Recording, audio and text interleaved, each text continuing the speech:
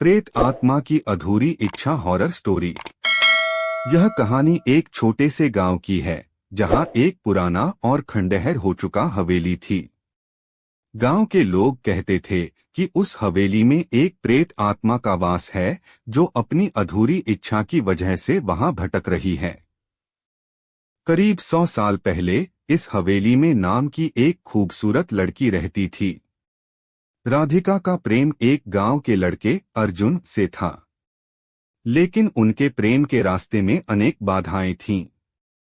राधिका के माता पिता उसकी शादी एक अमीर घराने में करना चाहते थे। राधिका और अर्जुन ने एक रात भागकर शादी करने की योजना बनाई थी, लेकिन दुर्भाग्यवश राधिका के माता पिता को इसका पता चल गया।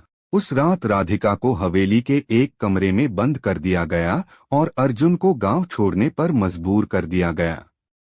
राधिका ने बहुत रोया, गिड़गिड़ाया, लेकिन उसकी आवाज कोई नहीं सुन पाया। अंततः राधिका ने उसी कमरे में आत्महत्या कर ली।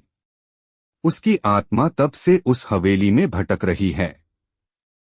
गांव के लोग कहते हैं कि राधिका की आत्मा अब भी अपने प्रेमी अर्जुन का इंतजार कर रही है और उसकी अधूरी इच्छा उसे मुक्त नहीं होने देती। एक दिन गांव में एक नया परिवार आया। वे लोग हवेली में रहने का फैसला किया।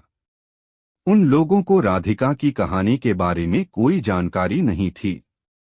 रात के समय उन्हें अजीब आवाजें सुनाई देने लगीं। एक रात परिवार की छोटी बच्ची ने अपने माता पिता को बताया कि उसने एक सफेद साड़ी पहने हुए औरत को देखा जो उसके पास आकर उससे अर्जुन के बारे में पूछ रही थी। परिवार ने डर के मारे गांव के बुजुर्गों से सलाह ली।